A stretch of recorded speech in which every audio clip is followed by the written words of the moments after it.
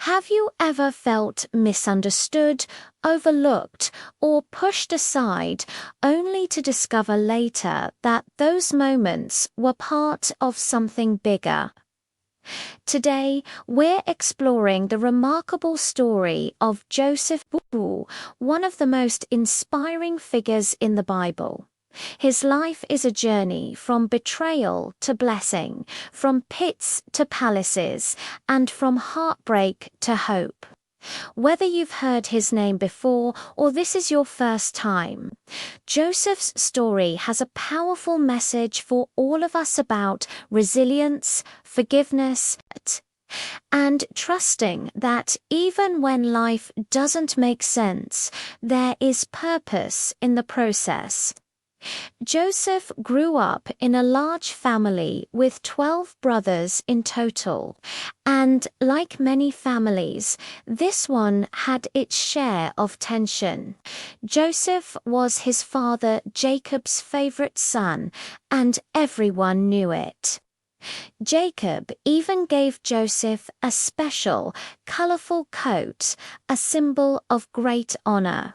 But instead of bringing the family closer, that beautiful coat only fueled a deep and bitter jealousy among his brothers.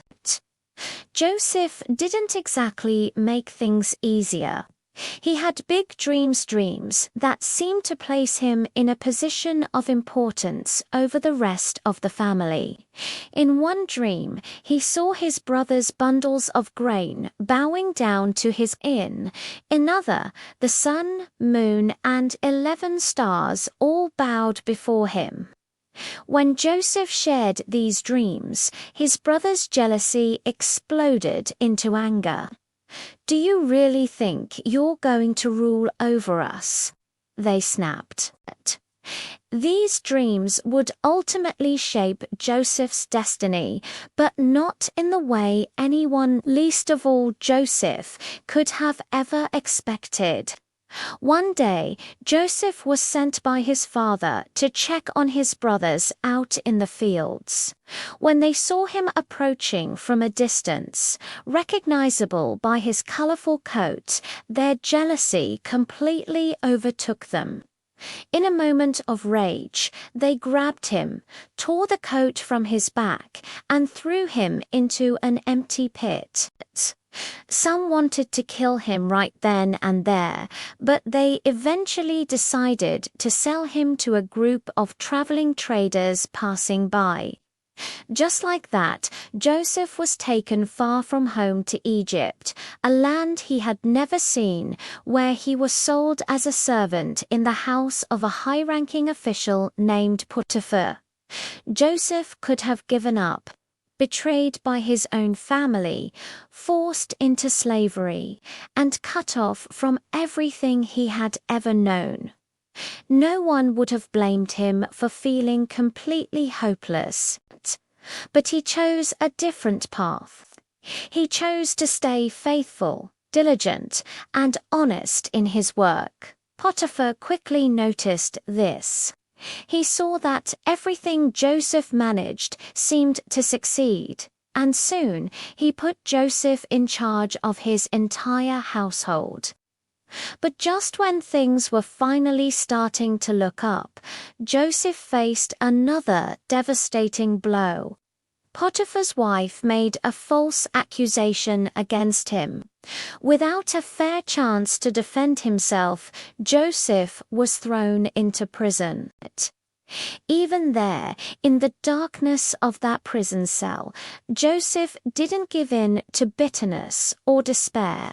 He continued to live with integrity, and soon enough, the prison warden noticed his character and placed him in charge of all the other prisoners.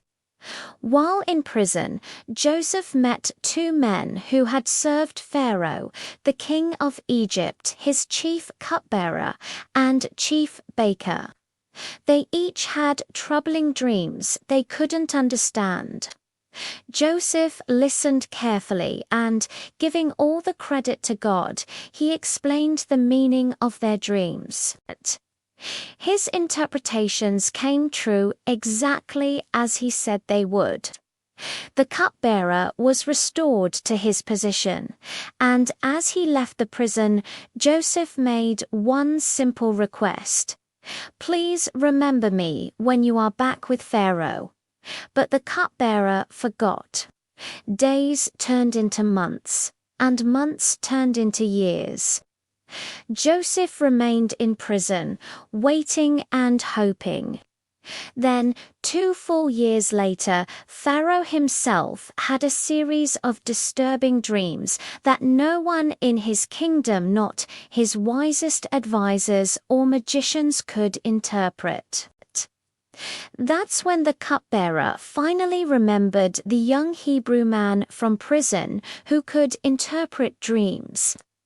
Joseph was quickly brought out of the dungeon, cleaned up, and rushed into the presence of the most powerful man in the world. Pharaoh explained his dreams about 7 healthy cows being eaten by 7 sickly ones, and 7 full heads of grain being devoured by 7 thin ones. Joseph listened and then revealed their meaning. Egypt would enjoy 7 years of abundant harvests, followed by 7 years of a severe and devastating famine. But Joseph didn't stop there. He also offered a practical plan: store up massive amounts of food during the good years so the nation could survive the hard ones. Pharaoh saw incredible wisdom and leadership in Joseph. In a single, breathtaking moment, he appointed him as second in command over all of Egypt.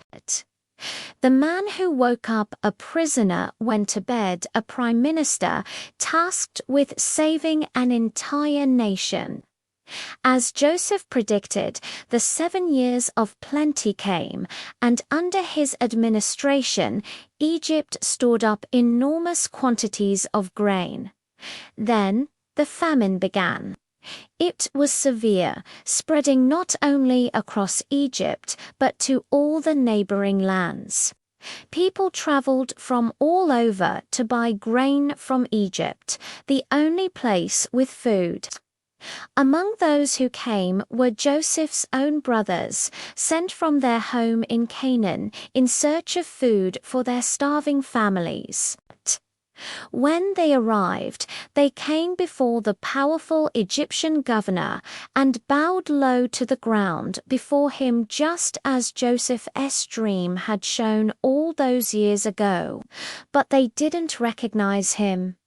How could they? The teenage brother they had sold into slavery was now a man in his late 30s, dressed in fine Egyptian robes, speaking their language through an interpreter. But Joseph recognized them immediately, and in that moment he faced a critical choice. Would he seek revenge for the years of pain they had caused him, or would he choose forgiveness? Joseph didn't reveal himself right away. Instead, he tested his brothers, orchestrating a series of encounters to see if their hearts had truly changed. He wanted to know if they were still the same selfish, jealous men who had left him for dead. Slowly, through their words and actions, he began to see signs of genuine humility, a newfound sense of unity, and deep regret for what they had done. Finally, unable to hold back his emotions any longer, he sent everyone else out of the room and broke down in tears. He looked at his terrified brothers and said, "I am Joseph, your brother, the one you sold into Egypt." They were stunned, speechless, and filled with fear, expecting anger and punishment. But Joseph spoke to them with incredible kindness. "Don't be afraid," he said. "Don't be angry with yourselves for selling me here.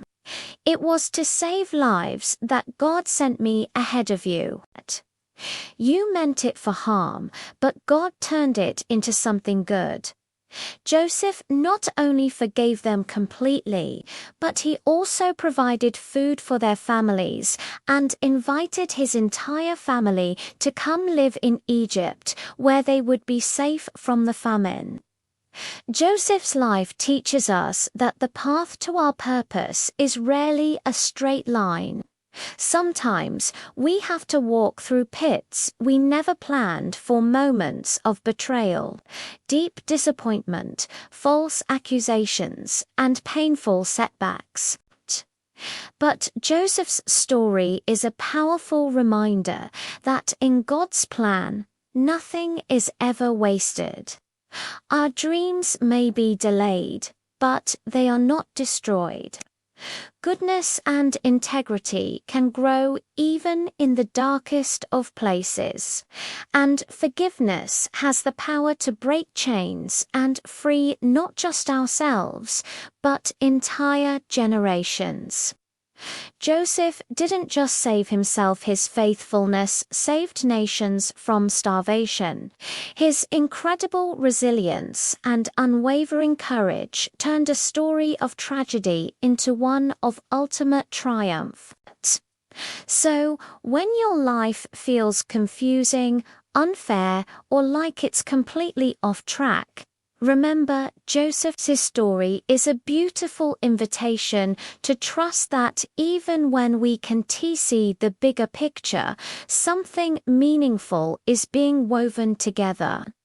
We just haven't reached the final chapter yet. Thank you for joining us on this journey through the life of Joseph.